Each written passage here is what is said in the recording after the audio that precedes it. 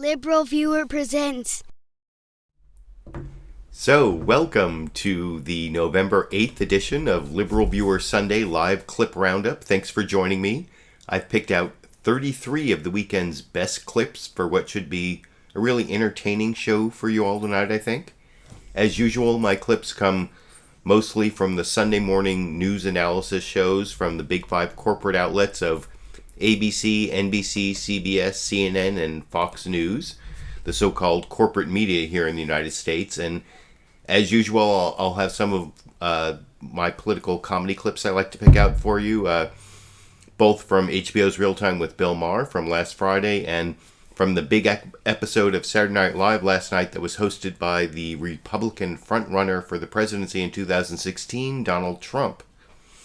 You can see all 5 of the main topics I'm covering listed and described down in the video description. And if you're watching the recorded version of the show, not too quickly after I finish the show, but like several hours after I finish the show, I put time indexes down there to skip to the topics that most interest you. Also, whether you're watching the show as a live or a recorded show, I put a link down in the video description to my clip list in order of the 33 clips I'm using, and you can try to decode some of the cryptic notes from that list that I sometimes refer to guide myself during the show.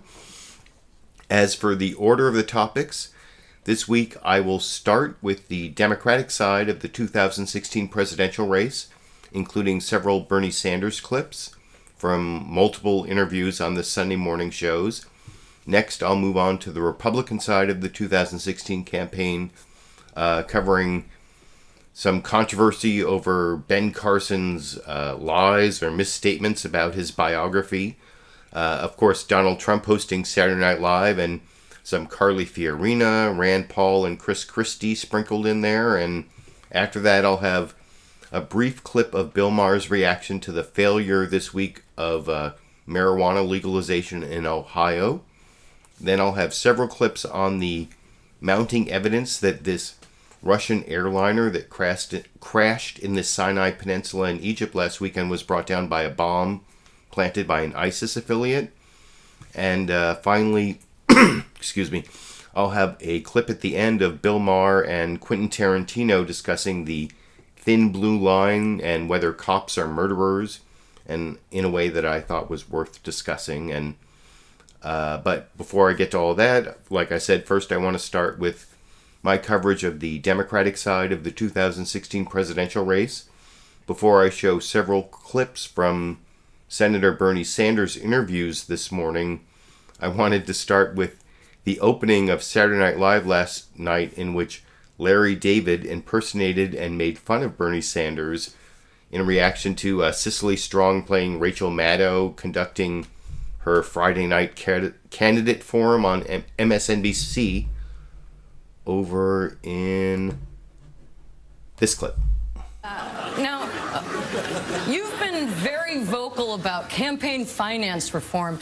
How is the way you're financing your campaign different from the other candidates in either party? Listen, Rachel, the other candidates, they're taking millions of dollars from the Koch brothers and ExxonMobil, but not me. I only accept coins. And I'm not talking about fancy coins like dimes and quarters. I just want nickels and pennies, the coins of the middle class. And Rachel, I don't want new pennies. I'm talking about those old pennies that are so covered in hard black gum you can't even read the date. So America, if you believe in Bernie, I need you to go home, open your closet, pull out your vacuum, dump it upside down, and send me all the pennies that fall out of it. That's right.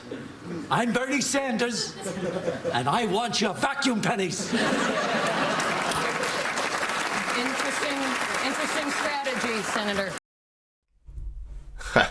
Now, I thought the vacuum pennies clip and the impersonation was definitely funny, though I heard some pundits this morning on one of the shows discussing whether the Larry David impersonation helps or hurts Bernie Sanders, and I think it may actually hurt him a little bit. I agree with that side of the argument because it does kind of make him look like a crazy old man, which is, an easy stereotype, but it doesn't really fit Senator Bernie Sanders, I think.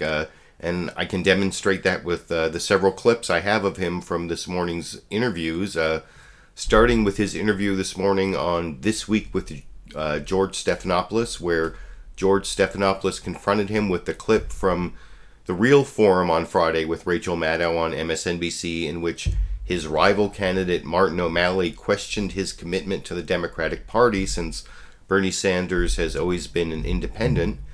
And you can see that clip over here. I think that when President Obama was running for re-election, I was glad to step up and work very hard for him while Senator Sanders was trying to find someone to primary him.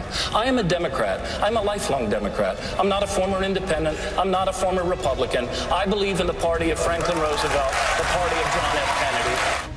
That is Martin O'Malley, Democratic Forum on Friday night in South Carolina. And the man he was talking about, Senator Bernie Sanders, joins us now. Thank you for joining us again.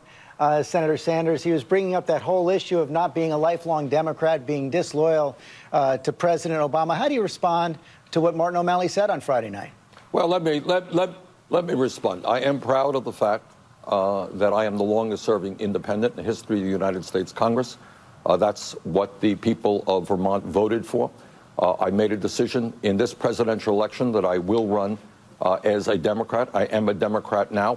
And what I am going to do as the Democratic nominee, if we win this thing, and I think we have a good chance to do that, is to create a new and different type of Democratic Party to involve millions of people, George, who have given up on the political process, working class people and young people who today say, you know what, the economy is rigged, nothing I can do about it. The campaign finance system is corrupt. Big money controls what's going on. What I am trying to do with some success is bring out large numbers of young people who are saying, you know what, we're going to recreate America. We're going to transform America and create an economy that works for all of us, not just the billionaire class. We're going to get rid of the Citizens United Supreme Court decision and create a vibrant democracy so that we don't have the lowest voter turnout of almost any major country on earth, but one of the largest and strongest voter turnouts. But what about this issue of trying to gin up primary opposition to President Obama last time around? No. Look, this is media stuff. What ends up happening, have done for years a radio show every single Friday with Tom Hartman. Somebody asked me years ago, do you think there should be a primary opponent to Barack Obama? And I don't know exactly the words that I said. I said, sure. What's wrong with a primary situation? Well, here's what you said. You said, I think one of the reasons... Well, one second, Judge. Here's what you said. The idea that I worked against Barack Obama is categorically false. Okay, but you did say in that interview that you were talking to you would be talking to people a bit about having primary opposition. Well, the answer is I worked very hard to see Barack Obama elected. He came to Vermont to campaign for me in 2006. I worked for him in 2008. I worked for him in 2012. And listen, I think under incredible Republican obstructionism, Obama and Joe Biden have moved this country forward in a way that leaves us a hell of a lot better than we were when Bush left office. Do I have disagreements with Barack Obama? Was I on the floor for 8.5 hours saying no, we should not be giving any more tax breaks to the wealthy? Do I disagree with him on TPP? Yes, I do. But Barack Obama is a friend of mine. I think he's been a very strong president and has taken this country under extraordinarily difficult moment in history in a very positive way. So, yeah, there's not much to disagree with Senator Bernie Sanders in that answer to George Stephanopoulos. And I want to show one more clip from the George Stephanopoulos interview on ABC this morning, where George asked Senator Bernie Sanders if he was accurate in this Boston Globe interview where he talked about his differences with Hillary Clinton. And he said that they disagreed on virtually every issue, and that seems not true, especially since Hillary Clinton has moved towards Bernie Sanders on so many issues in the primary, and you can see how Bernie Sanders responded to that confrontation from George Stephanopoulos, and then how he goes on to show the significant differences he has with Hillary Clinton after pointing out that she's definitely better than any of the Republican candidates, even, on her worst day and their best days, which is, I guess, important for the future of, if Hillary Clinton's going to be the nominee, that Bernie Sanders is telling his supporters that they should end up supporting Hillary Clinton, over in this clip. You've also started to express your differences with Hillary Clinton more and more, but is it really right for you to tell the Boston Globe, quote, I disagree with Hillary Clinton on virtually everything? Don't your agreements far outweigh your disagreements? Well, the answer is yes and no. Yes, we do agree on a number of issues. And by the way, on her worst day, Hillary Clinton will be an infinitely better candidate and president than the Republican candidate on his best day. But having said that, we have very significant differences. And the key difference is I see a nation in which we have a grotesque level of income and wealth inequality. Almost all of the new income and wealth is going to the top 1%. I see a political system which is corrupt, where super PACs are able to receive huge amounts of money from millionaires and billionaires. I think if you look at my history and what I'm saying in this campaign, we need a political revolution. We need to stand up to the top 1%. We need to transform American politics and the way we do economics. And by the way, George, if I may, we need to have a media more interested in the issues facing working class people and the middle class rather than political gossip. So do I agree with Hillary Clinton on this or that issue? Of course I do. But I think on issues, for example, like Wall Street, you know, I believe that these guys who drove our economy into the ground destroyed so many lives. I think at the end of the day, what we have to do is reestablish Glass-Steagall. We have to break up these huge financial institutions. That is not Hillary Clinton's position at all. You know, I was there on the TPP from way back. That was Hillary Clinton took a little while to get there. Senator Sanders. So, yeah, that is Bernie Sanders giving his differences with Hillary Clinton over on ABC's This Week with George Stephanopoulos.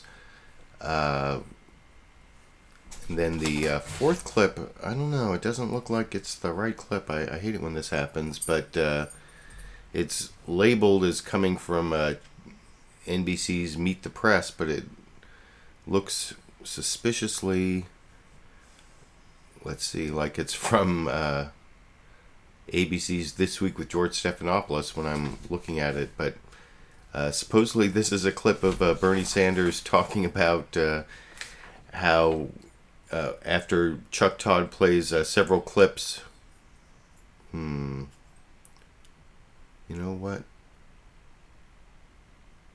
I think, let me, hold on, before, well, here, I'm going to try to play the clip for you. I'm a little worried that it's not the right clip, but this should be Chuck Todd asking Bernie Sanders if he's given up on his pledge not to go negative on Hillary Clinton, because in some ways he has questioned her character. But you know, looking at the thumbnail in my software here, this looks like it's an ABC This Week with George Stephanopoulos clip. I'll start playing it and see what happens. Let's see. Very consistent about this, and I think it's been a very admirable part of your campaign. And in fact, you had made it clear you didn't want to go after Hillary Clinton. Let me play the many times you said that. I am not going to get into the media game, Andrea, of attacking, making personal attacks against Hillary Clinton. I just am not going to do that. I don't think that's what the American people want. If I were to start viciously attacking Hillary Clinton, it would be all over the front pages of the paper. But I don't do that. I mean, I happen to respect and like Hillary Clinton, so I don't get into personal attacks. You know that. But, Senator, something seemed to change this week. A Boston Globe interview, you said, I disagree with Hillary Clinton on virtually everything. The Wall Street Journal, you said consistency on such issues does speak to the character of a person. And then you even talked about the emails, which at the debate you said you're tired of her damn emails, but then you said let the investigation proceed unimpeded. Are you backtracking here? No. Do you want to target Hillary Clinton, the person? No, this is me. Chuck, this is exactly media stuff. My views on Hillary Clinton's emails are exactly what I said in the debate and right after the debate. The American people are sick and tired of seeing on the front pages emails. They want a real discussion on real issues. There is an investigation ongoing. I have nothing to do with it. That's that. But my views on that have not changed. In terms of disagreeing with Hillary Clinton, yeah, I do, on many, many issues. You know, what I understand politics and elections to be about is to discuss differences of opinion. I intend to do that and do that vigorously. That does not mean that I'm making personal attacks against somebody I respect. I disagree with Hillary Clinton on whether or not we should break up the large financial institutions in this country. I don't have a super PAC. She does have a super PAC. We have many different points of view, and I will discuss those vigorously. You know, one of the things you've pointed out is consistency. You believe that matters. What's wrong with evolving on issues? Yes. What's wrong with that? There's nothing wrong. Everybody evolves on issues. Nothing wrong with that. But I think if you look at the important issues facing this country, going back to 2002, who made the analysis? Who looked at what Bush and Cheney were saying on the war in Iraq? It's one thing to evolve and say, well, I made a mistake. It's another thing to analyze the information and say, you know what? I think that that war is a terrible mistake. In terms of trade, look, I am glad that in recent months, Hillary Clinton has moved to my position on the Keystone Pipeline, on the Trans-Pacific Partnership. She's now making a step forward on marijuana, not far enough in terms of getting the federal government seeing it as illegal. But what people want to know is who has leadership, who was there in 1996 in terms of DOMA, the Defense of Marriage Act. So what I think the issue is, who is prepared under difficult circumstances when it's not necessarily popular to make decisions which are the right decisions rather than 20 years later say, well, you know, maybe I was wrong or maybe, you know, I got to rethink that. Well, I had a lot more I want to discuss.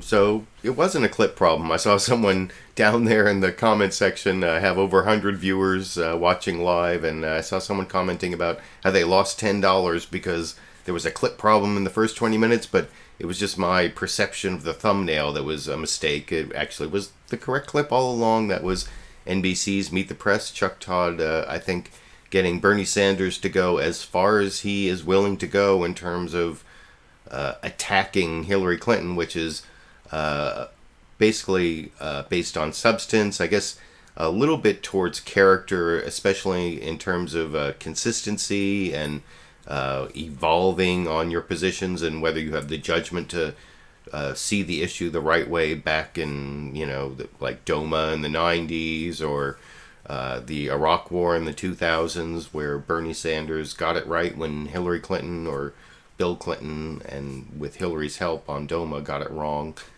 So I thought that was actually a fairly good answer, and that's the last clip on the Democratic side, although so the next clip is actually also Bernie Sanders, but it's my introduction to, I think it's 19 or 20 clips on the Republican side of the race. Of the 33 clips, almost 2/3 are on the Republican side, because there's so much on Ben Carson and on Donald Trump and then several other candidates, just a little sprinkle of them. But the first issue is Ben Carson has reached frontrunner or close to frontrunner status. He's been tied with Donald Trump and even ahead of Donald Trump in some polls. So he's gotten a lot more scrutiny from the press, especially on his biography, which he's been going around the country to evangelicals for years, selling himself as this saved by Jesus story, where he started off as like a violent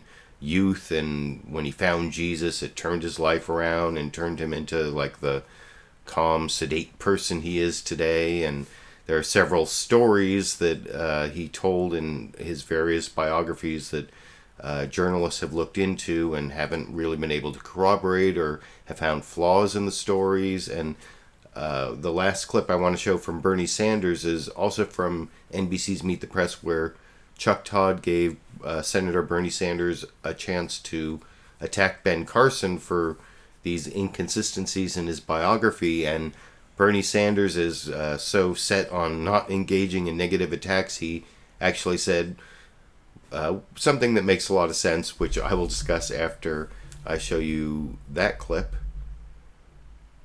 over here. Democratic presidential candidate, number 2 in the polls these days, independent senator from Vermont, Senator Bernie Sanders. Senator, welcome back to Meet the Press. And let me quickly ask you about this Ben Carson stuff, because you have seen some people leak out stuff you wrote 30 and 40 years ago. Is this fair game? No. And look, I listened to the interviews with Dr. Carson, and it's interesting. But you know what, Chuck? The American people want to know why the middle class of this country is disappearing, why we have 47 million people living in poverty, why we have massive income and wealth inequality. When you look at Dr. Carson, to the best of my knowledge, this man does not believe that climate change is caused by human activity. This man wants to abolish Medicare, impacting tens of millions of seniors. And this man wants to give huge tax breaks to the rich. I think it might be a better idea. I know it's a crazy idea, but maybe we focus on the issues impacting the American people and what candidates are saying, rather than just spending so much time exploring their lives of 30 or 40 years ago. And I think the reason that so many people are turned off to the political process has a lot to do with the fact that we're not talking about the real issues impacting real people.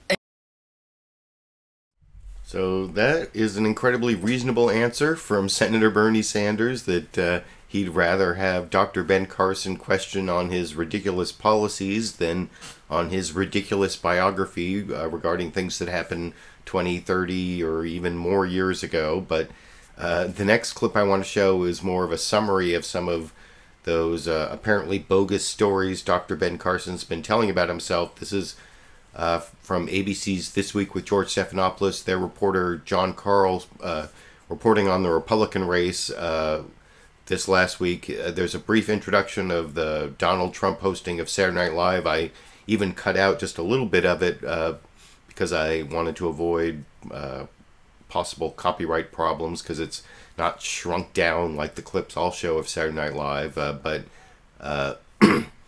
in this clip, it does have this one Donald Trump skit that I didn't take a clip from that I thought was funny, where it's like the Trump presidency as, you know, Trump himself would imagine it, with all his victories. And you'll see it starts with a clip of the president of Mexico coming into the Oval Office to see President Trump and giving him a check. And then it goes on to Jonathan Karl mostly reporting on the Ben Carson bogus biography in... Let me make sure I get the correct clip. I think this is clip number 6, right? Yeah. Over here. Saturday night. Donald! Enrique! I brought you the check for the wall. Oh, that's so wonderful. But on Friday night, it was Trump's chief rival in the polls, Ben Carson, who put on a show. What a bunch of garbage. Where's the exaggeration? That is the most lame investigation I have ever seen. The usually serene Carson is lashing out after accusations that parts of his life story don't add up. They have been talking to everybody I've ever known, everybody I've ever seen. There's got to be a scandal. There's got to be some nurse he's having an affair with. There's got to be something. They are getting desperate. The latest questions raised by the Wall Street Journal center on a story Carson tells in his 1990 autobiography, Gifted Hands, that when he was a student at Yale, he was the only one out of 150 students who didn't fall for a professor's hoax in a class called Perceptions 301. And was then named the most honest student in class, his photo taken by the Yale Daily News. But Yale tells the Wall Street Journal there was no class by that name and no such photo in the Yale newspaper archives. When asked about the Wall Street Journal report, Carson's campaign said there are no allegations, and he probably doesn't remember the name of the class. Carson has also faced questions about his claim he was offered a scholarship to West Point and about whether he was violent when he was young, a story he often tells on the campaign trail. At age 14, another teenager angered me, and I had a large camping knife, and I tried to stab him in the abdomen. Carson isn't naming that other teenager, now saying it was a relative, but he says that's when he rejected anger and gave his life to God. Donald Trump isn't buying the transformation. Temperament. Do you think that's the right temperament to be president? I don't think so. But where Trump senses vulnerability, Carson sees just the opposite. My prediction is that all of you guys trying to pile on is actually going to help me. And he may just enjoy the last laugh. Carson's campaign says it's raised $3.5 million this week, thanks to the so-called biased media. For This Week, Jonathan Karl, ABC News, Washington. So you can see that sort of a roundup of some of the bogus stories that Ben Carson has apparently told about himself. That remember the details of that West Point story there about the being offered a scholarship that when everyone who goes to West Point is basically has their tuition paid in exchange for going into the military, so people don't get offered scholarships, although they actually do call it a scholarship apparently on the website, but he was also offered it by this general who apparently wasn't there at the time, and so there are discrepancies in that story, which I want you to remember, because in just a few minutes I'm going to show some clips from Fox News Sunday where I think they cut out some of those details and they kind of framed it more in terms of Ben Carson fighting the media, not really in terms of there being real discrepancies in his story. And then there's that story about the Yale psychology course. Ben Carson was a student at Yale in the 1970s, and he's saying that he took this course Perceptions 301, and the professor posted a notice saying that the exams had burnt up and they had to come take the exam again, and 150 students showed up, and they noticed the exam was a lot harder than the old exam, and they decided, well, we could just pretend we didn't see the notice, and they all started filtering out of the room until it was just Dr. Ben Carson left, and the professor came in and said it was all an experiment, and he got this reward for being the most honest student. That's the story that he tells in his biography.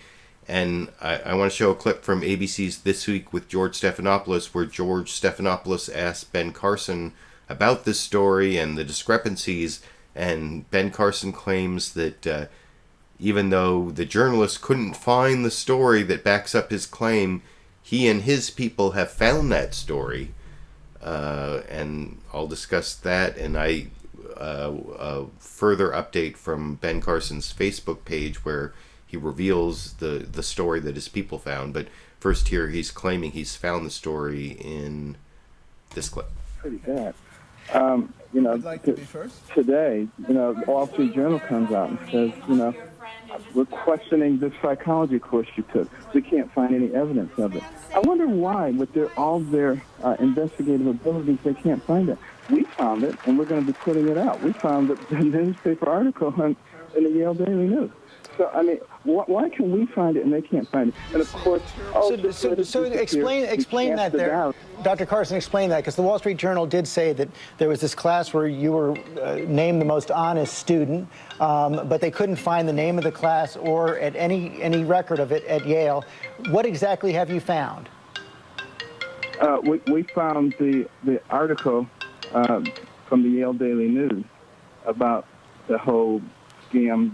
It wasn't a scam. It was a parody, and but we found it. And the course, I guess, was called Psychology 10. When you write a book with a co-writer, you say there was a class. A lot of times they'll put a number or something on it just to give it more meat. Obviously, decades later, I'm not going to remember the course number. It's not just the press who've raised the questions about it. As you know, Donald Trump has put out a series of tweets about you this week saying the story about ROTC in West Point was one of many lies by Ben Carson. He says this is the beginning of the end of your campaign. What's your response? Well, it's been proven that it wasn't a lie. And none of the things are lies. But, what does it say about people who immediately jump on the bandwagon if they hear something bad, rather than waiting and finding out what the truth is? What does it say? Really say about people? Well, let me put it this way. I would not be anxious to have a commander-in-chief who acted that way. So you see there, Dr. Ben Carson tries to turn it around and say that Donald Trump shouldn't be commander-in-chief if he's going to jump on the bandwagon of these false negative attacks against Ben Carson, the West Point one and the Yale psychology course one. And he's saying that his people found the story that matches up, the Yale Daily News story that matches up to his claim that he was the last of 150 students to come into this psychology class that where the professor was running this experiment, and he was found to be the most honest student. And later, later in the day, before I broadcast the show here, I noticed Ben Carson actually posted the Yale Daily News story that he was talking about. Here you can see it. I don't know if you can read it based on what I have on the screen here. This is from January 1970, I think it was, something like that.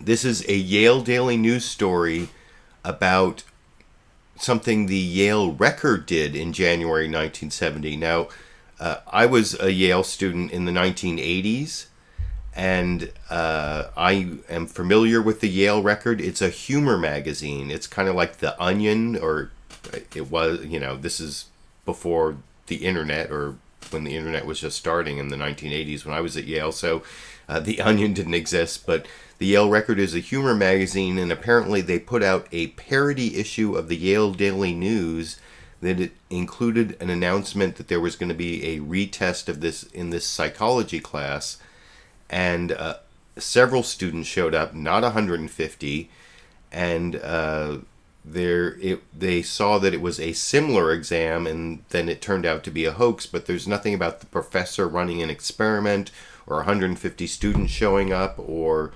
the professor giving out an award to Dr. Ben Carson for being the most honest student, or there being a Yale Daily News photographer there. I mean, he's basically saying that he's citing a Yale Daily News article about a humor magazine hoax, and it doesn't really back up his, story about being rewarded for being the most honest student in his Yale psychology course. That is not anywhere in there. So it seems almost like he took this hoax and made some sort of, spun some sort of evangelical salvation, God gave me a $10 reward for being the most honest student. That's kind of what his biography is all about. These,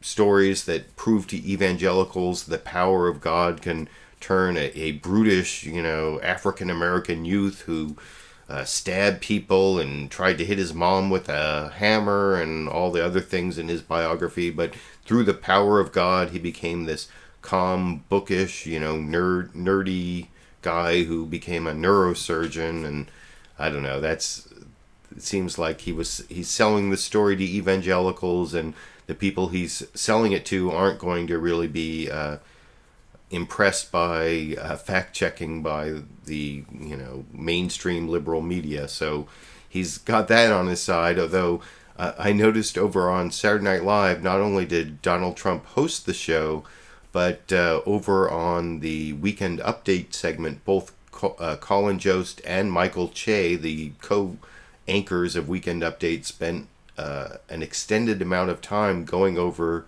these Ben Carson discrepancies in his biography, which I will discuss after I show you that clip from Saturday Night Live last night. Weekend Update over here. Well, Ben Carson had a real interesting week. First, he said that the Egyptian pyramids were actually built by the biblical Joseph to store grain. Sure, makes sense. Then he had to defend stories about his violent past after CNN couldn't find anyone to verify them, which is always great when you're running for president and you have to say, no, guys, I swear, I really did stab my friend.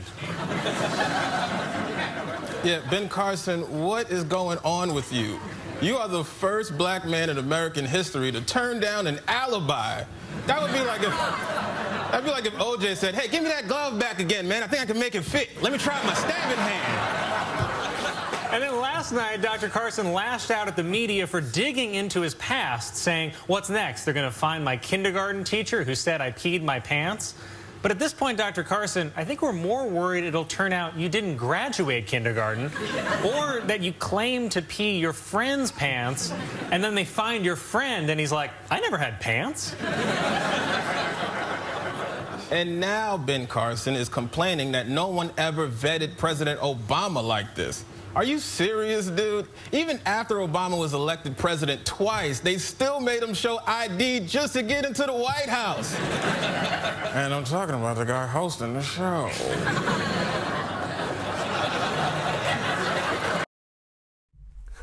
So that's a nice little diss against Donald Trump from Michael Che during Weekend Update, but the entire preceding segment, I guess, is helpful to Donald Trump because Ben Carson is currently his biggest rival to be the frontrunner for the Republican nomination. And I've pointed out before that Chris Wallace on Fox News Sunday has said that he's a personal friend of Dr. Ben Carson. And the way they framed this issue over on Fox News Sunday, I thought was pretty beneficial to Ben Carson. First, you can see the teaser for the discussion. Chris Wallace doesn't really explain what the discrepancies are in Ben Carson's story and really frames it as Ben Carson versus the media, which he also did in the introduction to the show. I'm going to show like much later when I get to ISIS. But first, here's a teaser for the discussion about Ben Carson that I think is really favorable to him here. Fox News Sunday, Republican presidential candidate Ben Carson slams the media over questions about his past. It's a smear campaign, but, you know, I'm not going to play that game with them. They can do it all they want. The panel discusses the vetting of Ben Carson next. So, yeah, that's really Ben Carson attacking the media for being biased and liberal, not really Ben Carson having discrepancies in his biography, I thought. And then when they get to the discussion, I normally don't show the pundit panel, but I just wanted to show this one clip where Chris Wallace introduces the issue again and really, I think, leaves out some of those important facts. Remember, when I showed the ABC report from Jonathan Karl, I said, remember the West Point facts, because they're mostly missing in this introduction from Chris Wallace. And then he turns it over to this right-wing woman, Kim Strassel, who basically says something that is true, that Ben Carson is probably going to benefit from this in terms of fundraising and getting votes from the Republican right and evangelicals, because they're going to believe him and not the liberal mainstream media. Although one of the things I found kind of amusing about this comment, I guess it's just a little slip of the tongue, but Kim Strassel in her analysis talks about how Dr. Ben Carson isn't a career politician, which is supposedly to his benefit, but it means he doesn't really have the experience thinking before he speaks and doesn't have the fifth sense that experienced politicians have. She obviously meant sixth sense, but fifth sense is what she said over in this clip. Let's turn to Ben Carson, who is finding out that being in the lead or second in the polls comes with added scrutiny. There's been quite a controversy this week about his involvement with West Point. He had said repeatedly that he had received a full scholarship or been offered a full scholarship to West Point. There were indications that there was no, in fact, that he never even applied. Here's what he originally said, and here's how he responded to the media scrutiny. I was offered a full scholarship to West Point, got to meet General Westmoreland, go to Congressional Medal of Honor dinners. I see these thousands of people, they say, don't let the media get you down. Don't let them disturb you. Please continue to fight for us. See, they understand that this is a witch hunt. Kim Carson says that this is going to hurt him. I mean, rather help him, not hurt him. And in fact, there are a number of conservatives who have rallied round him since the West Point story came up. Yeah, I think it might. I mean, there's a difference between vetting and vendetta. And I think that a lot of times when it comes to the press and they are looking at conservative candidates, they get this treatment that just nobody else gets. And it's... Well, I'm curious. Do you think that examining whether or not he was offered a scholarship to West Point, trying to find out the truth of that. Is that a vendetta or vetting? That's probably something worth looking at, but you look at, for instance, like the CNN story that was out where they go back 50 years and they're looking at all of his childhood friends and asking, well, is this the sort of person you remember 55 years ago, and somehow suggesting that this is an appropriate look at his sort of history and past and vetting. Look, I think the problem for Carson, though, and this does get to an issue, that the challenge he will have is he made a speech this week or wrote something about how he was the genuine outsider and that people are tired of experienced politicians.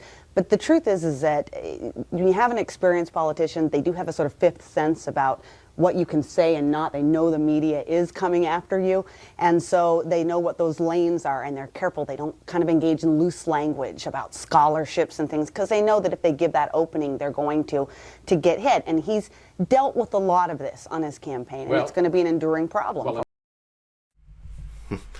So yeah, that's the Kim Strassel fifth sense analysis of experienced politicians. But she also said that Dr. Ben Carson would attack the media and gain advantage with evangelicals. And the next clip I want to show is from NBC's Meet the Press. Chuck Todd does a little introduction about the discrepancies in Ben Carson's story, and then goes to this clip of what's her name, Kim Jansing. Is it Kim? No,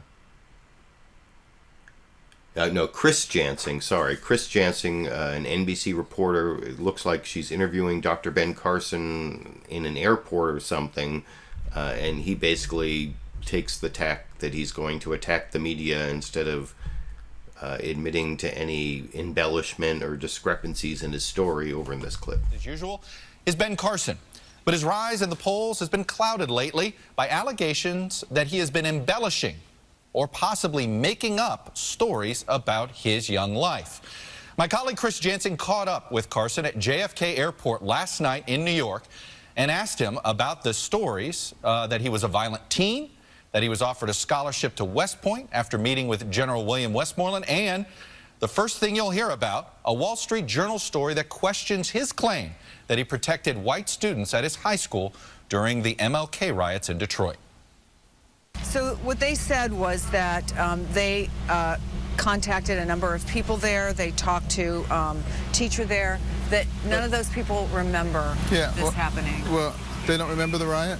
They do. Everyone remembers the riot. They don't remember the role you say you played in helping to protect some of the white students. But why would they know about that unless they were one of those students? So it doesn't surprise you that no one in any of these stories has come forward. Or maybe one of those students will come forward. I don't know. I mean, I'm just now hearing about it. So maybe they're not spending all of their time reading the Wall Street Journal. General Westmoreland, we know now, looking at his records, that he was not there when you said in your book. I know he was there in Detroit, and I know there were Congressional Medal of Honor. You know, it may not have been Memorial Day, but it was sometime during the time when I was the city executive officer. Wouldn't the easiest way to diffuse at least some of these questions be to ask your brother to come out and speak about this? You said it was your mother and your brother who would know about your temper. My mother has Alzheimer's. Obviously. My brother's not interested in talking to the media. And a number of other people aren't either that I've talked to. Vetting is a normal part of the process. Did you not expect this? I have always said that I expect to be vetted. But being vetted and what is going on with me, you said this 30 years ago, you said this 20 years ago, this didn't exist, this didn't exist. You know, I have not seen that with anyone else. If you can show me where that's happened with someone else, I will take that statement back. I think almost every person who has been president not like this. I have never seen this before. And many other people who are politically experienced tell me they've never seen it before either. You don't think that Bill Clinton or the president with his birth certificate, people who still refuse to believe? Not even close. So what do you think? So that's one of Ben Carson's responses to all of the holes or discrepancies or lies or whatever you want to call them in his biography.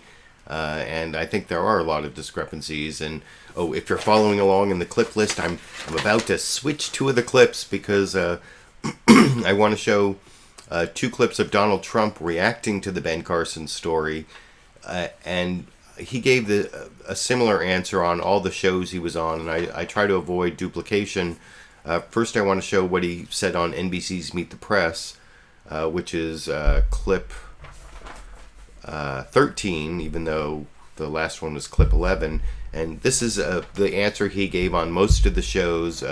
He uses the word pathological in a way that I'm not even sure he knows what the word means, because he says he's using it as if it means something permanent when it just means, he says pathological disease too, which is kind of redundant. I'm not sure he says that in this clip, but he says, he says, I wish Ben Carson well, and I don't know if it's true or not true, but he makes sure to say that Ben Carson's pathological and that he's not going to stand up to the scrutiny.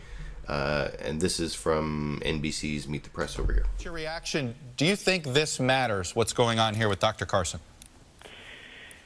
Well, I feel badly for Ben. I've gotten to like Ben. It's a tough thing. I mean, he writes a book where he went after his mother, hit her on the head, or wanted to hit her on the head with a hammer, hitting a friend in the face with a lock, with a padlock, hard in the face, stabbing somebody, only to be broken up by a belt buckle, which, if you know about belt buckles, they turn and they twist. I don't think they're going to stop a knife with the force of a strong man. And, when he writes that he has pathological disease in a book, now he obviously wrote this book prior to thinking about running for office, I assume, but, he said he has pathological disease. So you don't believe him?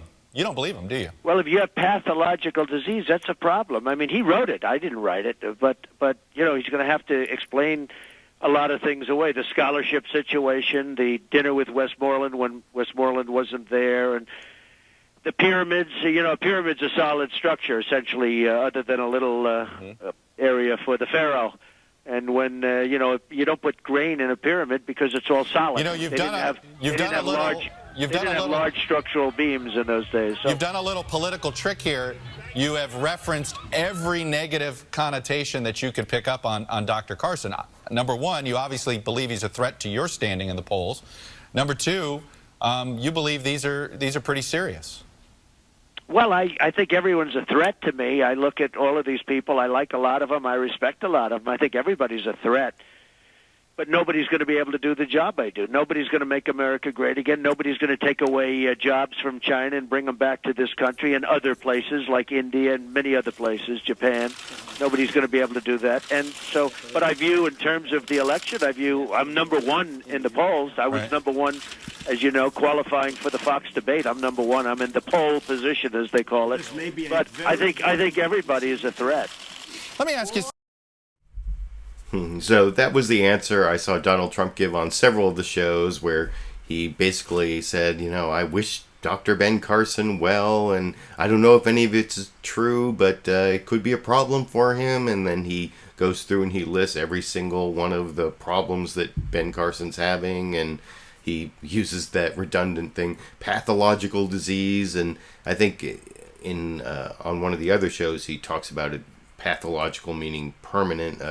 That maybe in this other clip, this is a much shorter clip from ABC's This Week with George Stephanopoulos, where I think George Stephanopoulos actually pulled a really good quote from Trump's book, The Art of the Deal, about how you should really embellish and use hyperbole to make your point. And he asked him, isn't that what Ben Carson's doing? And Trump kind of denies it. First says, he says, well, I never hit my mom with a hammer, and also, I'm not exaggerating. I have a really great, what I'm doing is great, the biggest, the best, the greatest, and he goes into his own hyperbole over in this clip. Politics, but he said he has pathological disease in the book. When you have pathological disease, that's a very serious problem, because that's not something that's cured. That's something that you have to live with, and that's a very serious thing to have to live with. But in the past, you've admitted to inflating the value of your properties, and in your book, The Art of the Deal, you wrote, a little hyperbole never hurts. Is that what Carson's doing here, or is it really something more serious? I don't know what he's doing. I mean, I don't know. I can say that I never tried to hit my mother in any way, shape, or form. And by the way, my properties are some of the most valuable properties in the world, George. You know some of them, and I have some of the great properties of the world. I built an amazing company with a tremendous net worth. And whether it's $5 billion or $12 billion or $10 billion, everybody agrees it's magnificent. And so I don't know what you're talking about. If Ben Carson falls, where do the votes go? Is he your top rival right now? So, yeah, like I said, that's a little bit duplicative, but I wanted to show that clip both because it started, that was the clip I wanted to show with Donald Trump saying that pathological disease, that redundant phrase since pathology just means study of disease, so pathological disease is redundant, and he says somehow that means it's not curable, which, I don't know, some diseases are curable, some diseases aren't curable, and I don't know. I don't know the quote that he's taking where Ben Carson apparently used the word pathological, but I want to move on now from the Ben Carson story to a few clips on Donald Trump's hosting of Saturday Night Live last night. Most of what he did wasn't really that funny. I didn't think there was. I already showed you Larry David playing Bernie Sanders in a clip I thought was kind of funny, and then when Donald Trump was finishing up his monologue, there was another Larry David moment I wanted to share over in this clip. Have my talent, my money, or especially my good looks. But you know what? They're not bad. And we're going to have a lot of fun tonight. You're a racist! Who the hell is... I knew this was going to happen. Who is that? Trump's a racist!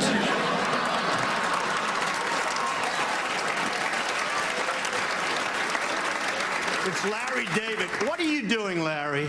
I heard if I yelled that, they'd give me $5,000. As a businessman, I can fully respect that. That's okay. We have got a great show tonight.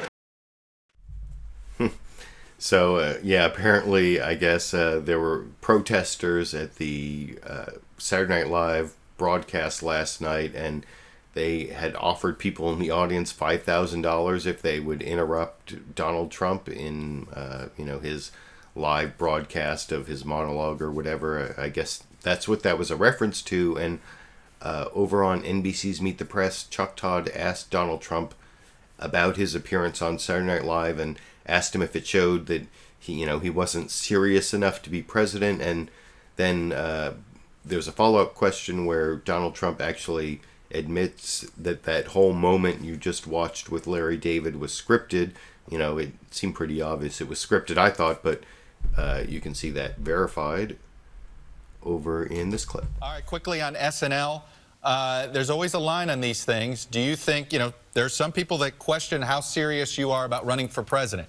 Does hosting Saturday Night Live undermine how serious you are running for president? Well, if you look, every politician, not every, but just about every politician has gone on Saturday Night Live. It's a very iconic thing. It's actually my second time hosting it. I did it 11 years ago also. The Apprentice was #1, right, and they asked me to do it, and I did it. I had a great time doing it.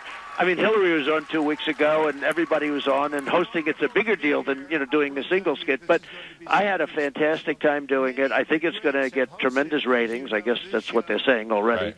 And it was a big success for NBC. You should be extremely happy, Chuck, because I think it was a very big success for NBC. I had a lot of fun doing it. Do you think you should have taken the protesters more seriously? I mean, that must bother you. No, not at all. Do you know that before the show, there were very few of them there, a handful. In fact, I think there were more people protesting in favor of me than against. And before the show started, about 30 minutes before the show started, everybody left. You know why they left? Because they went home to watch it. So you they were went home to watch Saturday Night Live. You were comfortable with Larry David sort of mocking the protest?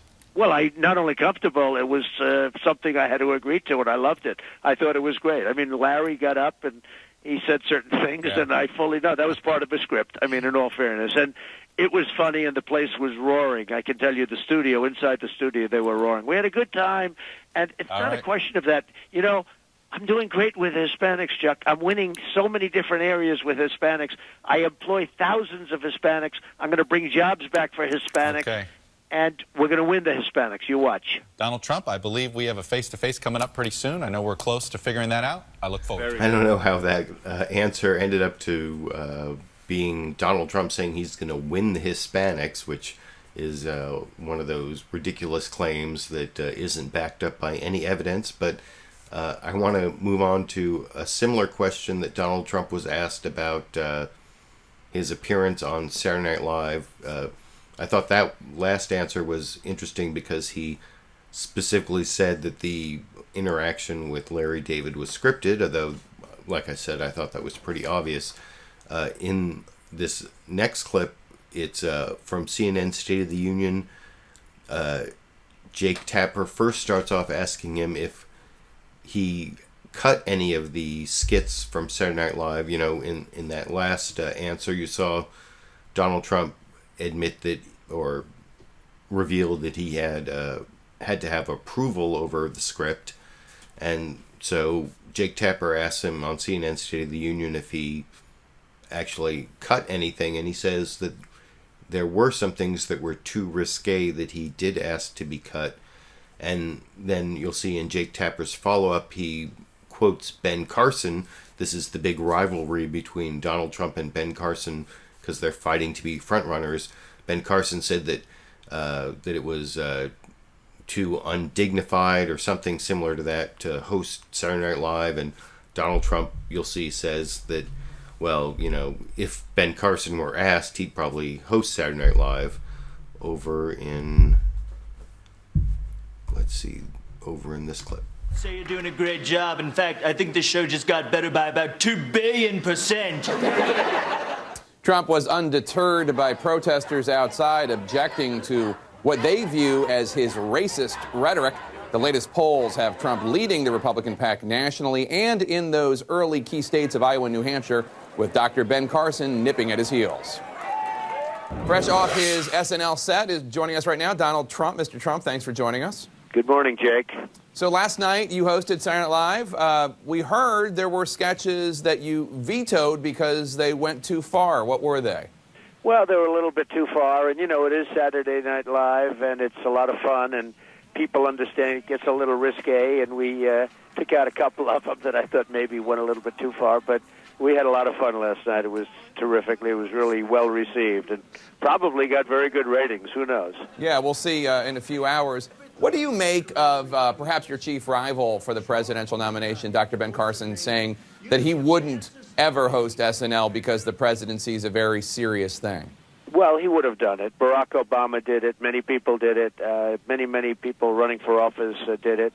Or at a minimum, they participated. Last week, Hillary did. And he would have done it if they asked him. You have to get asked. You know, it's not easy to be asked. It takes a lot of something to do whatever it is that you have to achieve to be asked to host Saturday Night Live. So, you know, I considered it a great honor. I hosted it 11 years ago. 3 weeks ago, I did 60 Minutes with, of all people, Putin was the other one that was interviewed at the same night. So, you know, that's an iconic thing also. So 60 Minutes and, frankly, Saturday Night Live, I mean, these are two very iconic shows that everybody says yes to if asked.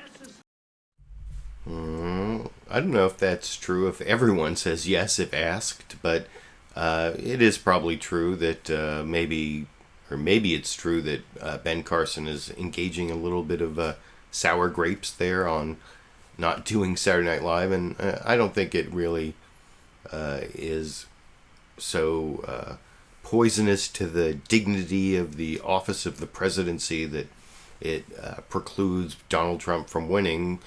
I mean, I think there are many other things about Donald Trump that should preclude him from winning because they lower the dignity of the office, but hosting Saturday Night Live is not one of those things. And I also want to show another Donald Trump clip that is evidence that he's not only fighting against Ben Carson, he also sees Senator Marco Rubio as one of his rivals. They've been doing some negative attacks back and forth about Marco Rubio's use of credit cards and Donald Trump's use of bankruptcies, and you can see some coverage of that. Let me make sure I click the right one here.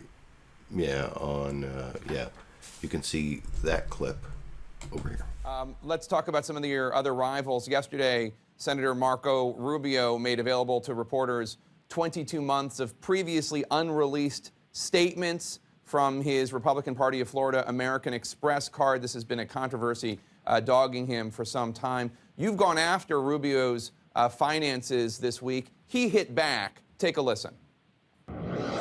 I find it ironic that the only person running for president that's ever declared a bankruptcy 4 times in the last 25 years is attacking anyone on finances. Wanted to give you an opportunity to respond, sir. Well, it's easy to respond. Out of hundreds and hundreds, over 500 deals and transactions in about 3 or 4 cases, I used restructuring to take care of corporate stuff, just corporate stuff, which is routinely done by the biggest people. If you look at the biggest people in business, I won't mention their names, but I mean, you can literally name any big person. They've all done the same thing as I've done and made a lot of money with it, and so have I. I mean, I've made a lot of money by using the laws of the land, which is what I'm supposed to do. I'm a businessman. And, you know, frankly, all of those deals, in a sense, they worked out, and worked out in some cases really, really well. But I used the laws of the land, no different than many of the names that you talk about all the time, certainly in a business standpoint you talk about all the time. So that was good. And now, you know, I hope he's going to show his credit cards, and I hope it turns out to be good for him, not bad for him. I mean, we'll see what happens. But I would like to see him not hurt himself on such a matter that's, you know, should be very easy to understand and very simple to understand. So we'll see what happens. If he gave the information, it will be very easy, probably very easy to see whether or not anything was done wrong. And frankly, I hope nothing was done that was wrong, because that would be really terrible to be disqualified for that. The race appears to be coming down to So, like I said, I thought that was an interesting answer from Donald Trump talking about his rivalry with Marco Rubio. You know, last week I was talking about how Marco Rubio is looking to be the most likely candidate to fill the establishment role against the outsider. And since I think it's Goldwater in '64, every Republican primary has resulted in the establishment candidate beating the outsider candidate, and so that means Marco Rubio really has the best chance of being president, even though Ben Carson and Donald Trump and maybe even Ted Cruz are fighting for the outsider spot. But I now want to actually move on to a few of... Oh, before I move on to a few of the other candidates, I want to show one more clip from Saturday Night Live, and I showed how on Weekend Update they spent a significant amount of time attacking Ben Carson, or at least revealing his problems with discrepancies in his biography. I wanted to follow that up by showing this one joke that Michael Che made about Donald Trump's slogan, "Make America Great Again," that I thought was, you know, a fairly good comic criticism on a show where Donald Trump was actually the host, over in this clip. This week, Donald Trump released his new book, Crippled America, How to Make America Great Again. And while some are taking offense at the use of the word crippled, I'm more concerned about his use of the word again. Like, what years are you talking about specifically, dude? Whenever rich old white guys start bringing up the good old days, my Negro senses start tingling. I mean, after all those years of progress, Trump's going to really go with, nah, I think we had it right the first time.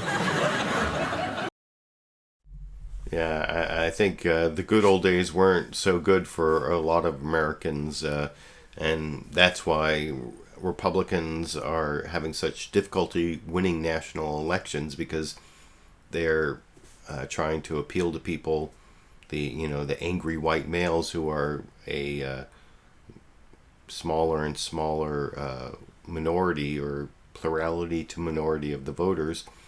And I mean, it may work in the Republican primary, but it is like poison for the general election, which I guess that's kind of the point of that joke from Michael Che, or at least that's what I think the point is. And I want to move to some of the other Republican candidates, first using a joke from Bill Maher on his HBO show, in his monologue last Friday, he talked about Jeb Bush's new slogan. His campaign's really flailing and failing, and so he changed his campaign slogan, which Bill Maher made fun of last Friday in this clip. Jeb Bush, what a bad week now. His father's got a book out. Everything's going bad for this guy. I'm not kidding. He came up with a new slogan. This is not a comedy slogan. This is actually, his new slogan is, Jeb can fix it. Well, if you don't think Jeb can fix things, remember the election in Florida in 2000? He can fix things.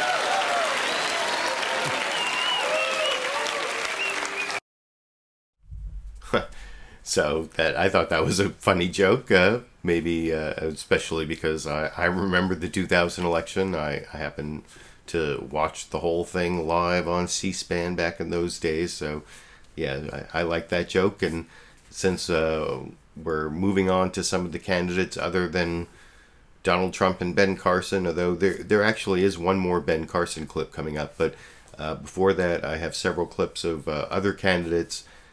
This next one is actually a Carly Fiorina clip from NBC's Meet the Press. And this is a kind of a funny clip because Chuck Todd is like so incredulous that Carly Fiorina is saying that her little rhetorical sound bites are better than having a written plan on anything, having a tax plan. She says that she can get the tax code down to 3 pages, but somehow she's unwilling to show us those 3 pages, as you can see her discuss with Chuck Todd on NBC's Meet the Press this morning here.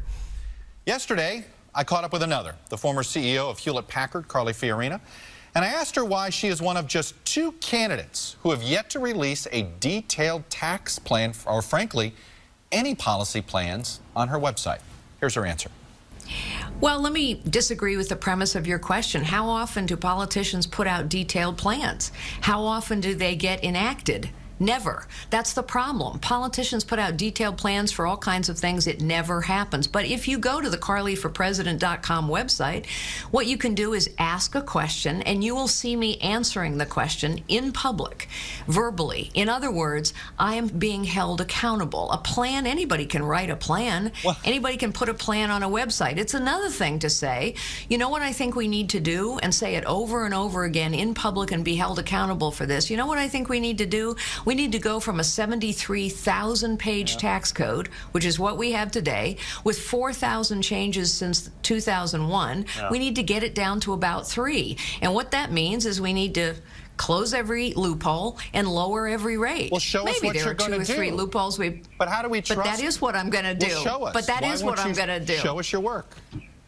So, in other words, words on a piece of paper are more accountable than words said to people looking them in the eye? I don't think so. I don't think that's what voters think. Because I think voters have gotten smart enough to know that plans and papers, 50-point plans, 10-point plans, 5-point plans, are written by a bunch of advisors and consultants. So I'm perfectly prepared to be held accountable for my words and my plans. And I would encourage your viewers to go on the website and ask any question they want. So we shouldn't expect a tax plan out of you anytime soon? On paper. I've given you a tax plan. I've given you a tax plan. It needs to be 3 pages. And the only way to get there is to lower every rate and close every loophole. So that's the question for you guys. Will voters accept candidates who do not put their ideas on paper for us to see? I'm going to ask. And then he goes and talks to the panel and also expresses his incredulity that a candidate could go and claim that they don't have to put their plans on paper. They can just give their rhetorical sound bites and look people in the eye, and that's better than a plan explaining how they're going to get the tax code down to 3 pages, lower the rates and close every loophole. But does that mean, there's no more mortgage interest deduction, which is something that the middle class gets a lot of savings in their taxes from? And that's what she doesn't want to put down on her website because that would lose her votes. And in my opinion, it's because she's running to be vice president, even though she said on many programs it's sexist to claim she's running for vice president. But I think her whole candidacy is structured to put her in the position to be the attack dog against Hillary Clinton as the vice president for some more experienced candidate who, I mean, I don't know. So anyway, that's why she won't put plans up on her website, because that's a real liability to have conflicts with the presidential nominee if you want to be vice president. If you've put up all these plans that conflict with what the presidential nominee wants to advocate for, then you can then when you're in the debates or when you're talking to journalists, you have to basically swallow the conflicts and say, oh, I was wrong when I was running for president myself, but now I totally support whoever it's going to be, Jeb Bush or Donald Trump or whoever Carly Fiorina is running to be vice president for. I don't know. That's just a theory, but you can let me know what you think. And now, since we're trying to look at some of the other candidates, I want to show a couple clips from Senator Rand Paul, where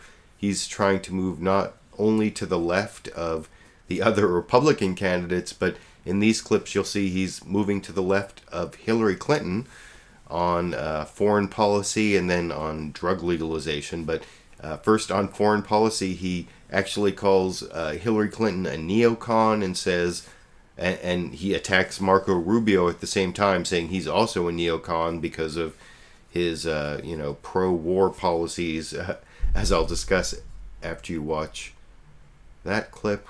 Let's see, is that clip 21? Yeah, clip 21 over here. When I interviewed former Vice President Dick Cheney, I asked him who he thought would do better with international relations. You were leading polls at the time among Republican candidates, or Hillary Clinton, and he refused to give me an answer. Yeah, well, Dick Cheney's been wrong about most of the foreign policy of the last several decades. The last time he was right was when he warned the first George Bush that it would be a mistake, to topple Hussein because you'd have chaos and you'd have instability and you'd destabilize the region, which is exactly what happened after the Iraq War. But don't you think there are a lot of Republicans who might be more aligned with Hillary Clinton on her foreign policy views than with you? What's interesting, there was a poll not too long ago, and they asked people, do you align more with John McCain that we should be involved in most foreign wars and very much involved in foreign wars overseas, or do you align more with Rand Paul that we should be less involved? And I like the way they put it, more or less. And it was pretty even. 45% said these are Republicans, they wanted to be more involved in foreign war, and 41% said they agreed with me that we should be less involved in foreign war. How do you view Hillary Clinton in terms of her foreign policy views? I see her as a neoconservative. I see her neoconservative. I see her and Rubio as being the same person. They both want a no-fly zone. They both have supported activity in Libya, the war in Libya that toppled Gaddafi, an intervention that made us less safe. They both have supported pouring arms into the Syrian civil war, a mistake that I think allowed ISIS to grow stronger. And they both have supported the Iraq War. So, I mean, what's the difference? So, Hillary Clinton and Marco Rubio are the same person. How do you define a neoconservative? Somebody a lot of times who believes in big government, both domestically and internationally. And so many of the big neoconservatives came out of a movement. They were Democrats mostly. They were some Marxists and socialists, but they were people who ultimately came to believe that we needed a big government involved internationally as well. So a neoconservative often is a big government person for domestic policy and a big government person for internationalism. And I think actually Hillary Clinton fits the bill probably better than any, but I think she's also the most likely of all the candidates to get us back involved in another war in the Middle East.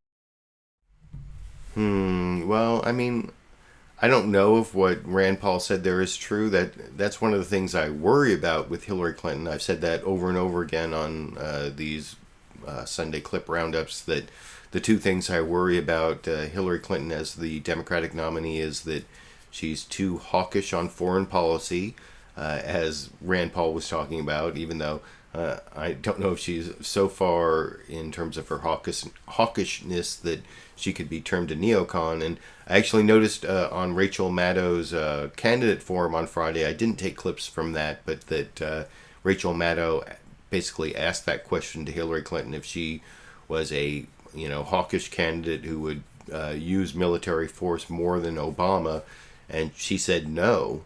And anyway, I thought that was an interesting attempt by Senator Rand Paul anyway to get to the left of Hillary Clinton on foreign policy and to sort of attack Marco Rubio as too hawkish on foreign policy. And then the second clip I want to show of Rand Paul is where Jake Tapper asked him about Hillary Clinton's advocacy of putting marijuana as a Schedule II drug instead of a Schedule I drug, which would mean that it wouldn't be as highly regulated.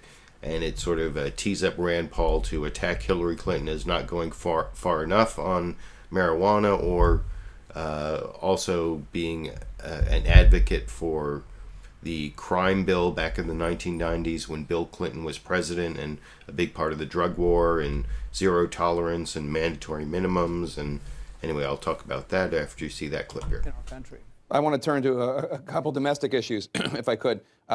Yesterday, Hillary Clinton proposed changing marijuana from a Schedule I to a Schedule II narcotic so researchers could do more study on the impact of medical marijuana. You've been outspoken about the need for the federal government to kind of back off applying federal law on marijuana. What's your take on her move?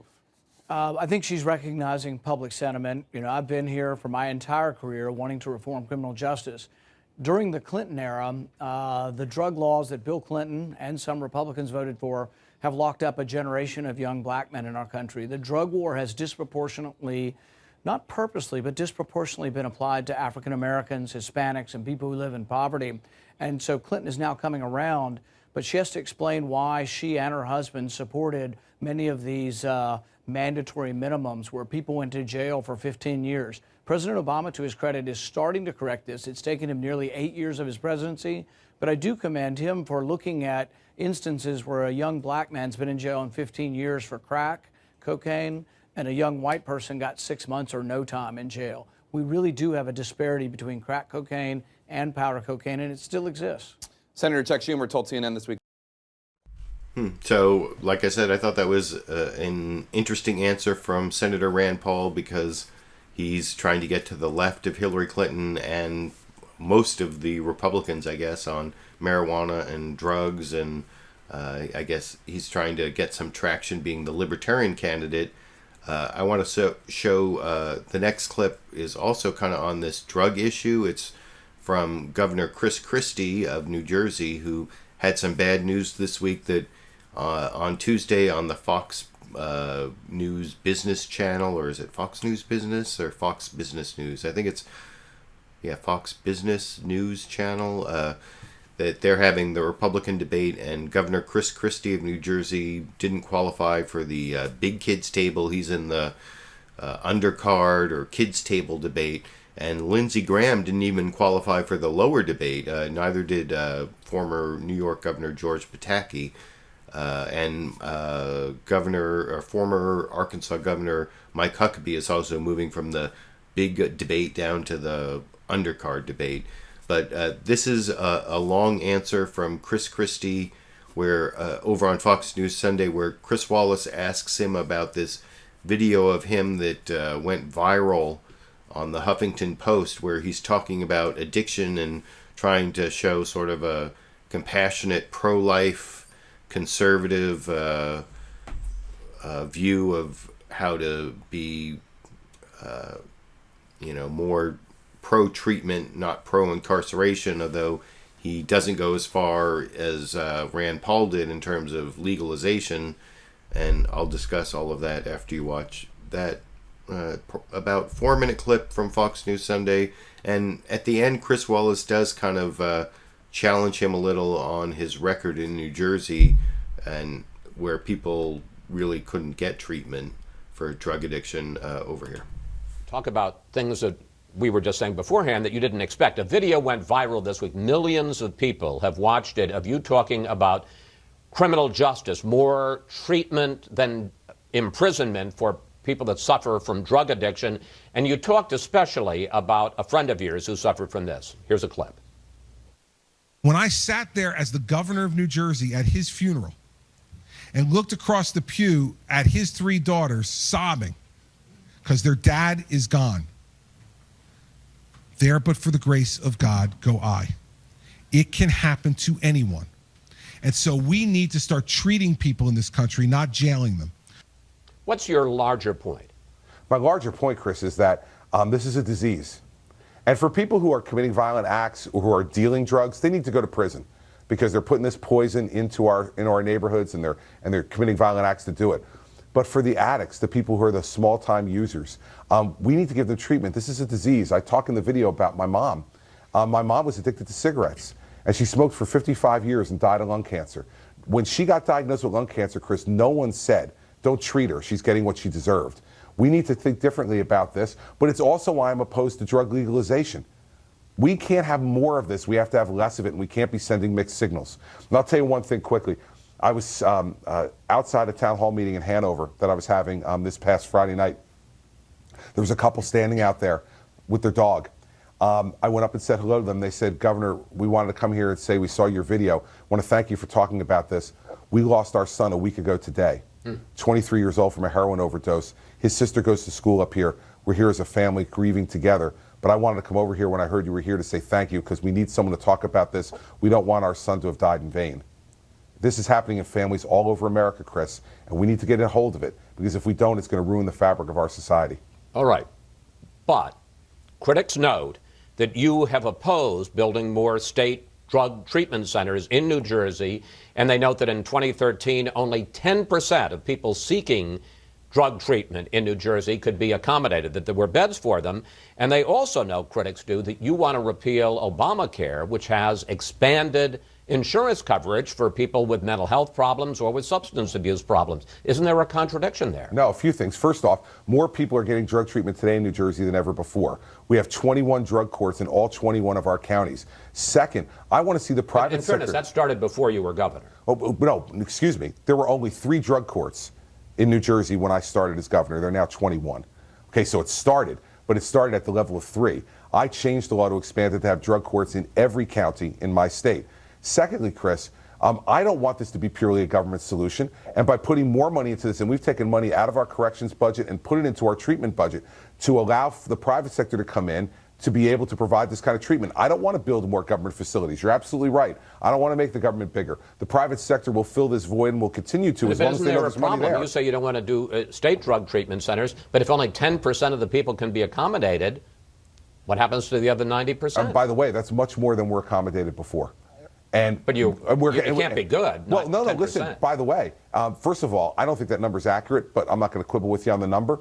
The fact is that we're doing much more now than was ever done before, so there is no contradiction. And if anybody, you talk to anybody in New Jersey about who's been more committed, go to former Democratic Governor Jim McGreevey and talk to him, hardly, a partisan in my favor, who has said that I have turned it around in the state in terms of the way we look at drugs and incarceration. And so the bottom line is that we need to talk about those things that really, really are going to make a long-term difference without growing the size of government to be even bigger in New Jersey than it is already.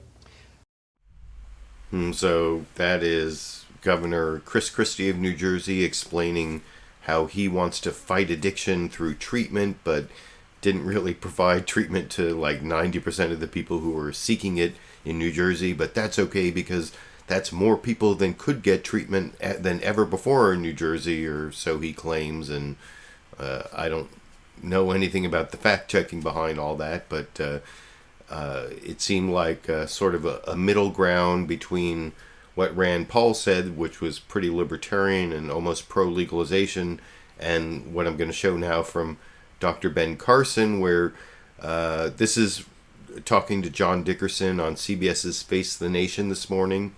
And in this clip, he talks about addiction resulting from, a hole in people's lives, or it sounds almost like it's another little dog whistle or call to the evangelicals that it's really Jesus that's going to solve addiction. And in this clip, I think you'll see that he's more to the right, or less libertarian than even Chris Christie, and more anti-legalization than Chris Christie or Rand Paul. And this is the last clip for the Republican side of the race, and I'm going to move on to a couple other topics, or a few other topics, after you watch Dr. Ben Carson on CBS's Face the Nation this morning here. Everybody else running combined. Let me ask you a question about an issue that's really risen to the top in New Hampshire in particular. There was a WMUR poll that showed the biggest problem facing the state, according to voters there. 25% of the people thought that drug abuse and drug addiction was the biggest problem facing voters there. As a doctor, what's your sense of the human side of addiction? Where does it come from? Should it best be treated? Well, you know, there are all kinds of addictions. And usually addictions occur in people who are vulnerable, who are lacking something in their lives. And so, you know, we have to really start asking ourselves, what have we taken out of our lives in America? What are some of those values and principles that allowed us to ascend the ladder of success so rapidly to the very pinnacle of the world and the highest pinnacle anyone else had ever reached? And why are we in the process of throwing away all of our values and principles for the sake of political correctness? And now let me just specifically talk about a type of addiction that's going on that is very alarming, heroin addictions, because there is a transportation of heroin through our southern borders that is unimaginable. I was down there with the sheriffs. They were showing me the stashes and how easy it is to get this stuff through here. That's why the price has gone down so low. And you know, you can purchase it so easily.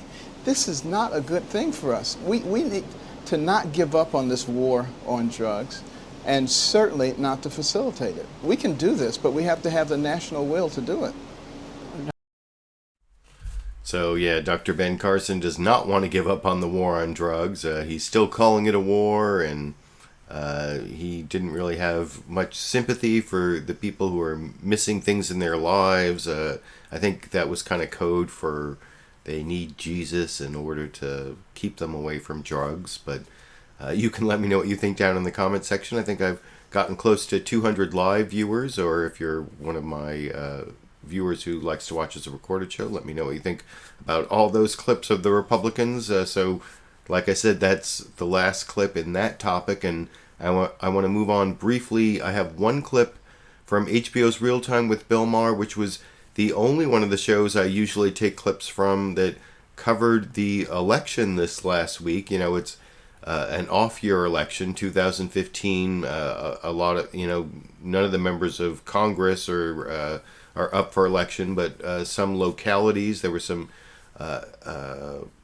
the governor of Kentucky was replaced, was a Democrat, replaced by a Republican. That was kind of a big deal. And there was this referendum in Houston that repealed a Houston statute that was going to protect gays and lesbians and, you know, LGBTQ anti-discrimination. It was mostly centered on the transgender part, where they scared people about men in women's bathrooms, and that wasn't covered at all. It was covered on Real Time with Bill Maher, but I didn't take that clip. I wanted to show a brief joke he made in his monologue about what happened in Ohio, where there was this proposition to legalize marijuana, but it had some serious flaws that I will discuss after you see Bill Maher joke about it.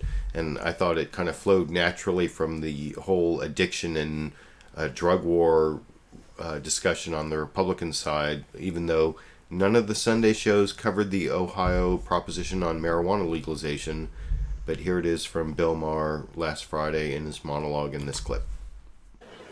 Now, the Ohio thing, I got to say, is very complicated. People have been asking me for the last couple of days about that because they think I smoke pot. I gave that shit up when I got saved. You know that.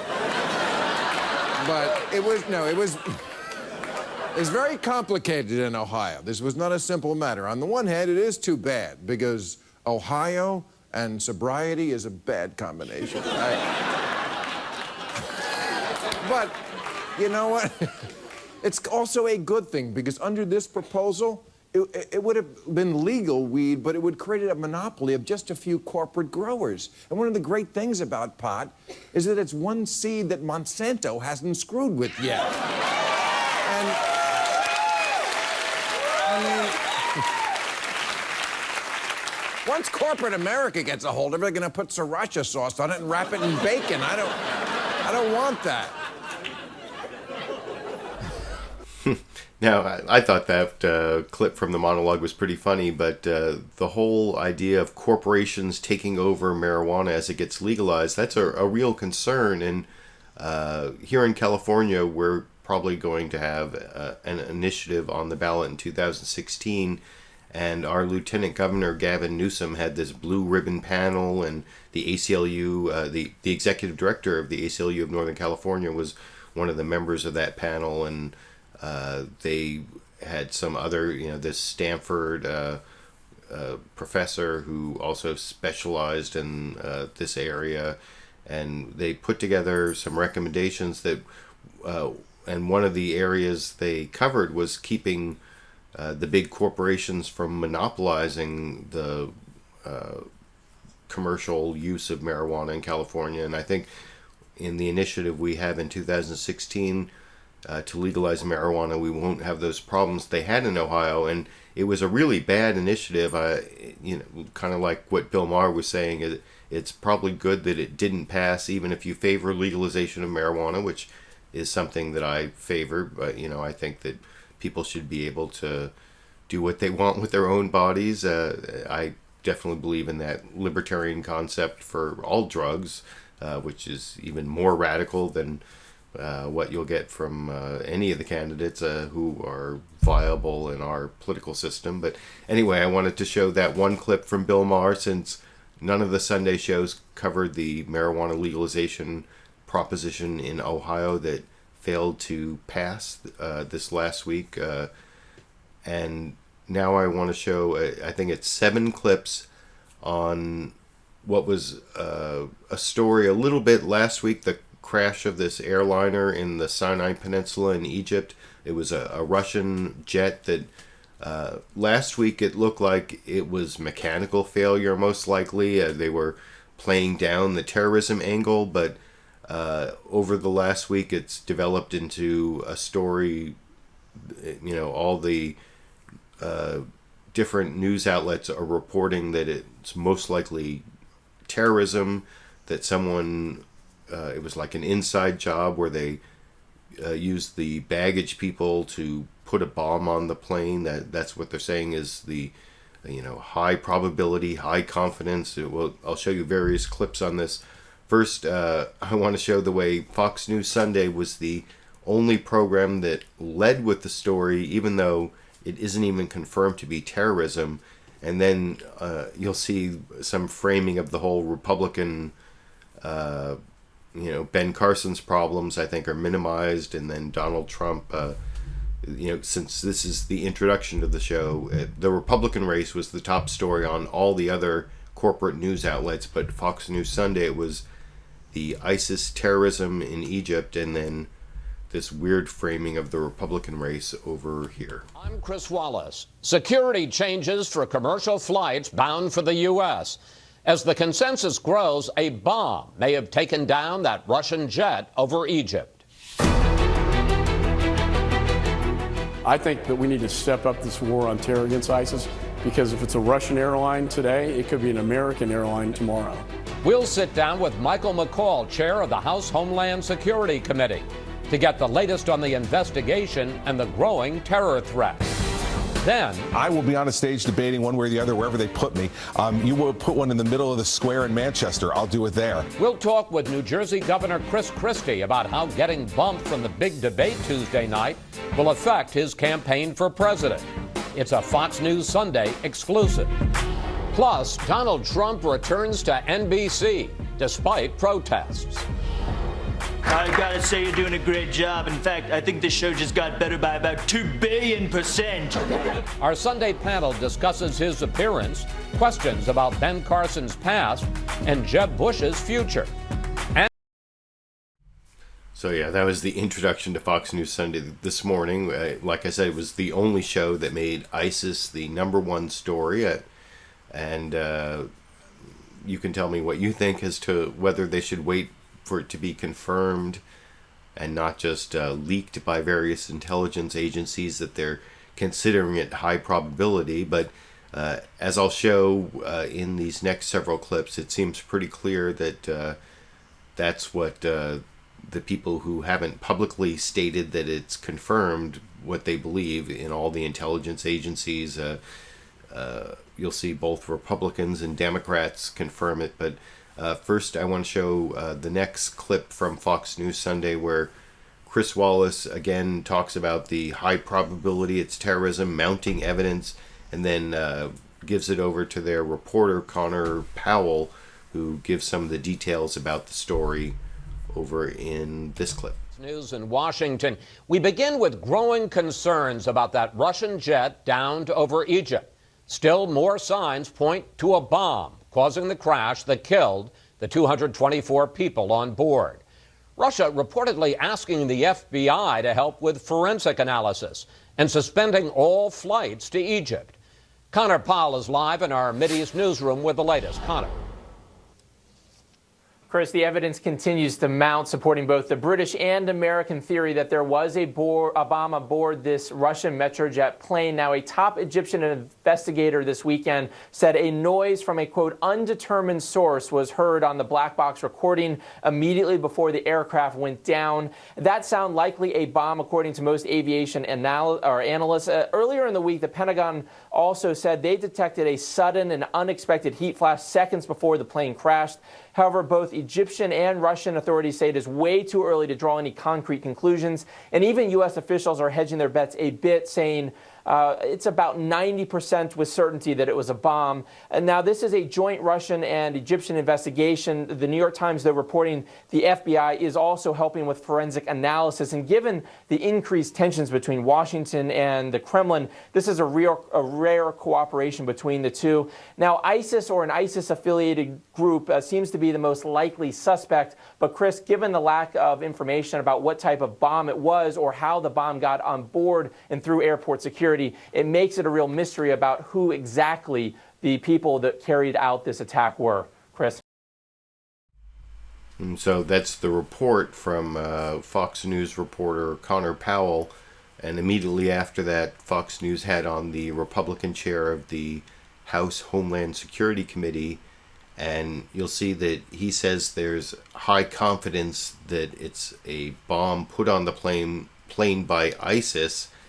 And the other part of this clip that I thought was notable was the way that he starts off by pointing out that Representative Mike McCall is talking to Fox News from the Reagan Defense Conference, and that will be important in the subsequent clip. But first, here's the first part of that interview where Mike McCall says, you know, it was ISIS put a bomb on the plane over here. Region Connor, thanks for that.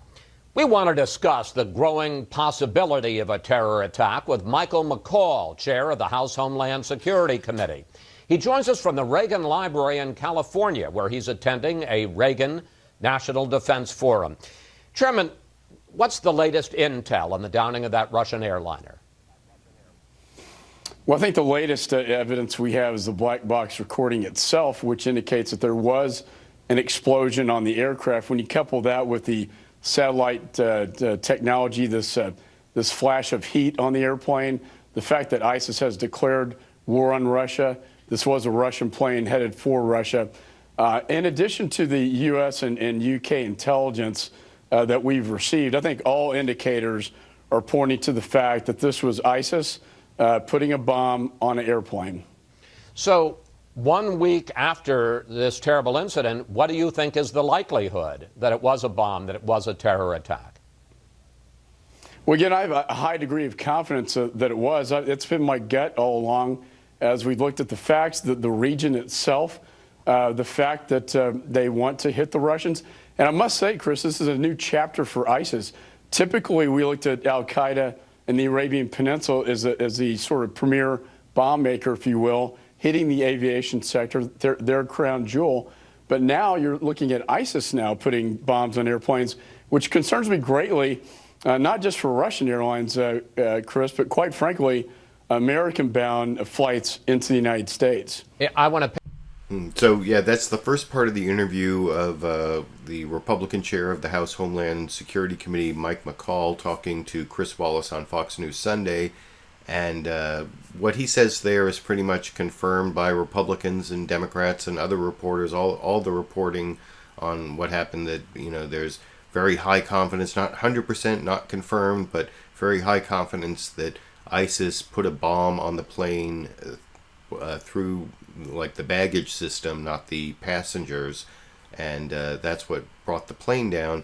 But like I said, I wanted to show how the end of the interview went back to the fact that Mike McCall was talking to Chris Wallace from this Reagan Defense Conference at the Reagan Library, and he brings up Ronald Reagan and peace through strength, and uses it as a way to attack the Obama administration. And Chris Wallace says, well, I want to ask you about that. And I was thinking, oh, is he going to ask him about the way that Ronald Reagan pulled out of the Middle East after the two big bombings in Lebanon, where terrorists attacked the Marine barracks and hundreds of Americans were killed? Is that what Chris Wallace is going to follow up on with Mike McCall saying Ronald Reagan said peace through strength? But of course not. It's just sort of an opportunity for Mike McCall to give more attacks on Obama's lack of policy, lack of strategy compared to Ronald Reagan over in this clip. The United States.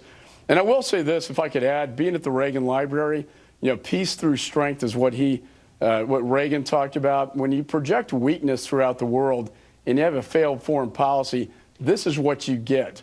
And now we have chaos in the Middle East. We have ISIS taking over Iraq, Syria, Northern Africa, Egypt. Now we have the Russians in there, and it's presented a very complicated strategy moving forward in terms of protecting the American people. Well, let me ask you about that, because I think it's fair to say that President Obama has primarily dealt with ISIS up till now as a regional threat, as a group that was primarily interested in creating a caliphate across the Middle East and North Africa. If they're responsible for what would in effect be the worst act of air terrorism since 9/11, doesn't that really change the nature of the threat from ISIS? Well, again, he called them the JV team, but now we're seeing ISIS bring down airplanes with bombs, which is what Al-Qaeda did. As you said, the greatest aviation disaster since terrorist event since 9/11. And what I want to see is, what's interesting is to see what the Russian response is going to be. Their target packages have been primarily to prop up Assad and his regime in the region, not to go after ISIS. We've seen in the last couple of days, though, attacks now, airstrikes in Raqqa going against ISIS. The sad fact is, because we've had a failed policy and failed leadership, now we're having to rely on the Russians and the Iranians to go into Syria to fight and destroy ISIS. And that's kind of where we are today. And I think, again, it's this weakness invites aggression. We have not handled this right. We haven't done anything. We haven't made any decisions in the region in terms of a strategy. And when you don't have a strategy, you fail. And I think we're seeing this unfold before our very eyes. Well, So I guess you would have to figure that the Republicans would find some way to blame this plane crash on President Obama, and it's Obama's weakness and Obama's lack of strategy that somehow caused ISIS to be able to get this bomb on a Russian plane in an Egyptian airport. But President Obama, he should have known. I don't know. Anyway, that part of the analysis is fairly specific to Fox News, but the other part about it being high confidence that ISIS got the bomb onto the plane, that was also reported other places. And I want to show how ABC reported it there. They had their reporter Brian Ross on This Week with George Stephanopoulos. And what they do when their reporters come on in the morning shows, they come on live and they start talking for like a few seconds, and they cut to their recorded part of their what they're going to report, and then they come back live again. And you'll see at the very end of this clip, Brian Ross, there's some problem in what's written in his teleprompter, I guess, because he's definitely reading from a teleprompter, and it's like one of the words is, there's like some weird cut and paste, or I don't know what it is, but you'll see what he says at the end of this clip basically makes no sense, although the rest of the report is fairly similar to what Fox News reported over here. George, in the week since the plane went down, virtually every piece of intelligence gathered by the U.S. and the British has pointed toward an onboard bomb as the cause and ISIS as the group responsible. U.S. and British investigators are still not allowed access to the accident scene in the desert. But this morning, U.S. officials say the Russians have accepted an offer from the FBI to help with the forensic part of the investigation. Officials in Cairo Saturday, for the first time, described a distinct but undetermined noise heard just before the cockpit voice recorder, the CVR, stopped working. A noise was heard in the last second of the CVR recording. U.S. experts say it is possible, and very quickly, to determine if that noise was a bomb, and if so, where it was placed. That noise is very sudden, very sharp. It has a very distinctive profile to it compared to other noises. So you can tell bombs. Actually, they stand out. But there is already a growing consensus by those in the U.S. and British counterterrorism community that ISIS likely smuggled a bomb onto the plane at the Sharm El-Sheikh airport. The key here was to get it on there, to corrupt somebody who is in the process that can get out on the ramp and do the kinds of things that were necessary in this case. U.S. and British officials tell ABC News that electronic intercepts of ISIS fighters before and after the crash indicated they had likely infiltrated or compromised airport security, which led British officials to cancel all flights in and out of Sharm El-Sheikh, and led the U.S. to order a sweeping security upgrade at key foreign airports that have nonstop flights into the U.S., fearful that increasingly jihadist groups are sharing bomb-making information, crowdsourcing terror techniques. Egyptian investigators say it still could be days more before even an initial determination of what brought down the plane is made, a bomb and a delay that has caused a surprise U.S. investigators who say it's more likely this delay, George, about politics than actually processing the evidence. Okay. So that last thing that Brian Ross, the reporter for ABC, said, there was something really wrong in his teleprompter text because there was, I don't know, was it verbs, nouns, some like major clause was missing from his statement at the end. But the rest of the report was pretty similar from what you saw on Fox News Sunday. I mean, it sounds pretty much like the intelligence agencies and based on what's in the black box and the intelligence chatter and various other pieces of evidence, they've come to a fairly high level of certainty that ISIS put this bomb on the plane. And over on ABC's This Week with George Stephanopoulos, also they had on both a Republican and a Democrat from the House of Representatives, and they both basically confirmed what you heard earlier from Mike McCall on Fox News Sunday, and what the reporters are saying. Here's like a 1-minute clip that has both Republican Peter King and Democrat Adam Schiff talking to George Stephanopoulos here. Two congressmen keyed into this investigation from their seats on the House Intelligence Committee, Republican Peter King, Democrat Adam Schiff. And Congressman King, let me begin with you. Do you join this consensus that this was likely a bomb planted by ISIS? From everything that I've seen, I am almost ready to conclude that it was ISIS, that it was either ISIS or an ISIS affiliate.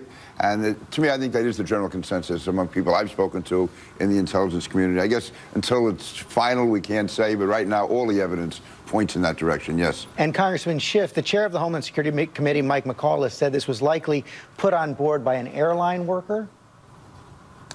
Well, I share Peter King's assessment. I think there's a growing body of intelligence and evidence that this was a bomb. Still not conclusive, but a growing body of evidence. And I also think that ISIS may have concluded that the best way to defeat airport defenses is not to go through them, but to go around them with the help of somebody on the inside. And if that's the case, I think there are probably at least a dozen airports in the region and beyond that are vulnerable to the same kind of approach, which is exactly why we have to harden those defenses.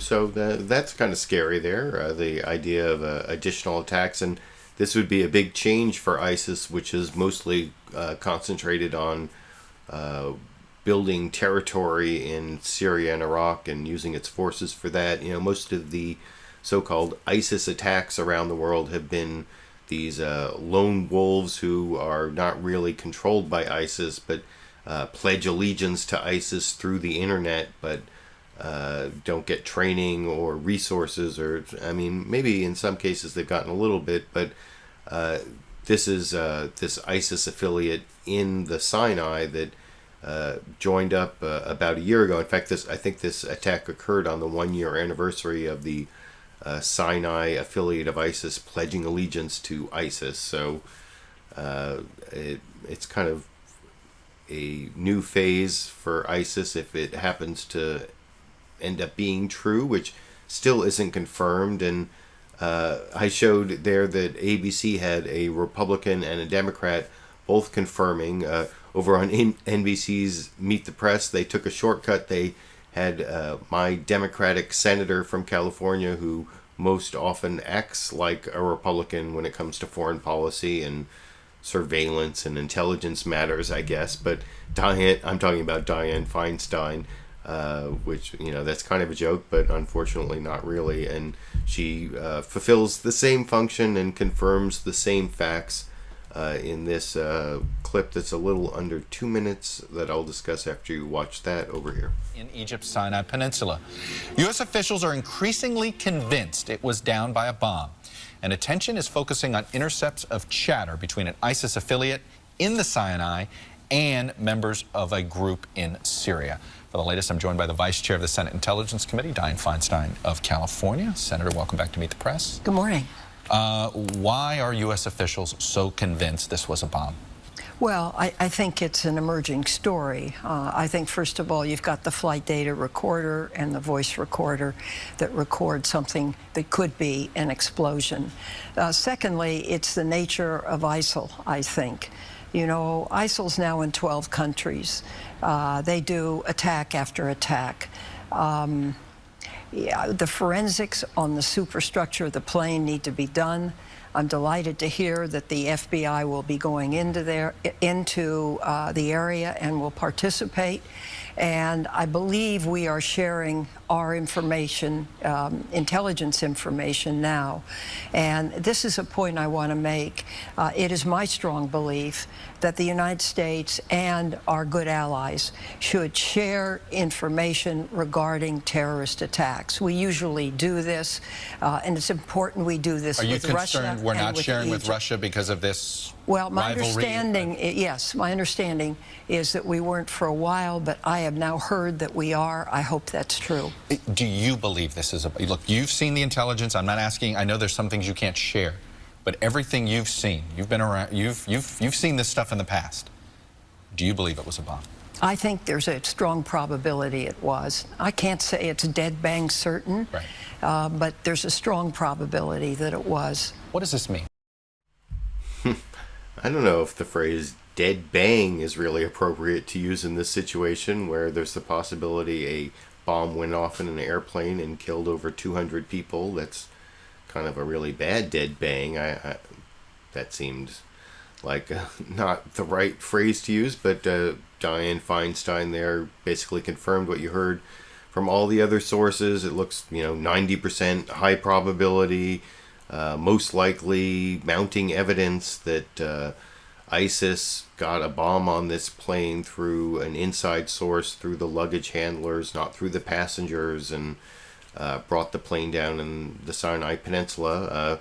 So that's the last clip I want to show on that topic. I'm almost done with the broadcast, but I want to show one more clip. I didn't want to finish the show without giving you just a couple minutes from Bill Maher's interview with Quentin Tarantino. He has a movie coming out, a new Western. I think it's called The Hated Eight, and I'm not going to show him talking about that. I'm going to show him talking about police misconduct. I guess he was at a Black Lives Matter rally and got in some trouble by saying that when cops kill people, the cops who murder people should be called murderers. And I've seen this played up on Fox News where he should apologize for calling cops murderers. And in the beginning of the Bill Maher, Quentin Tarantino discussion on this issue, Bill Maher actually quoted what he said, and I'm not going to show that part because I really want to show the part where they discuss what's the problems with the police departments in this country, and why are we seeing all these videos of police misconduct. So I'll discuss that after you watch this 2-minute clip, the last clip for the night over here. Right. Well, I don't know if it's the norm, but we see enough. Well, I mean, as far as like that kind of response. There are enough videos where it's not just a few incidents. Oh, yeah. It can't just be the people who have cameras. It must happen all the time. So again, we're not saying all cops do this or even most, but here are my, let me see if you agree with it. Here are my issues with cops. One, do a better job of weeding out the personality profile who becomes the bad cop. Because we all know that kid in school. Yeah. Who had no friends, wasn't popular, and thought, if I was the hall monitor, I could lord it over people. It's not that hard to stop that guy from becoming a cop. Yeah. 2, be more loyal to right than to cops. When a cop does a bad thing, don't always be the thin blue line defending the cop no matter what he does. That's Serpico. Yeah. And that was a long time ago. I mean, I actually think you're hitting right on exactly what the problem is. I mean, this is it's a hydra. It's a snake with many heads. But I actually think the biggest head that needs to be chopped off first is this blue wall idea. Right. The fact that they would protect their own as opposed to put themselves at the betterment of citizenry. Right. And I mean, if it is just I actually don't think it's an issue of individuals, good cops versus bad cops. I think it's inside of the institution itself. And it is, as all problems are. If they were really, really serious about this, they wouldn't close rank on what I'm obviously talking about, which is bad cops. And I'm obviously talking about specific cases where it is murder, as far as I'm concerned. Walter Scott was murdered. You have to call murder murder, even if it's from the cops. They're not... Okay, now you're plagiarizing. All right, yes.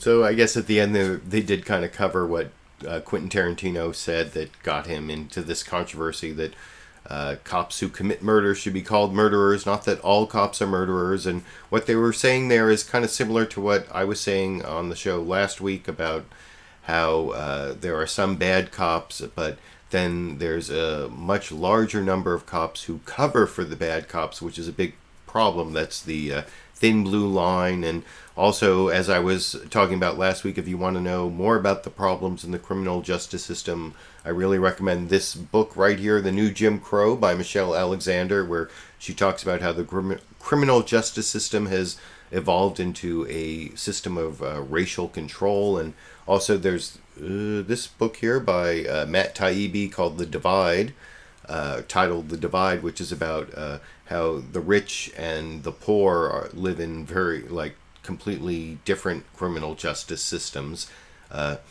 That's the end of the show, the last clip for tonight.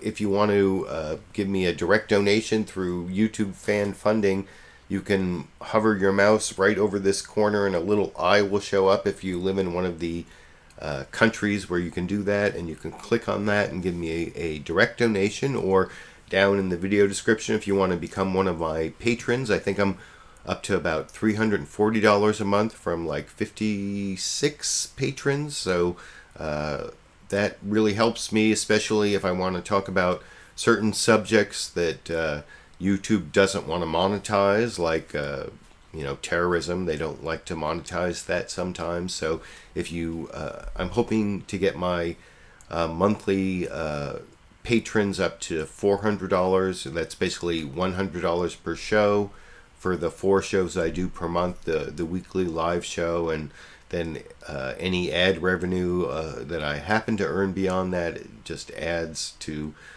gets me above minimum wage for the 8 or 9 hours it takes me every Sunday to put together the show. I hope you appreciate the clips I picked out for you. I appreciate all of you who joined me for the show as a live broadcast, and also who helped me just by commenting or giving me a thumbs up or sharing the video on the internet.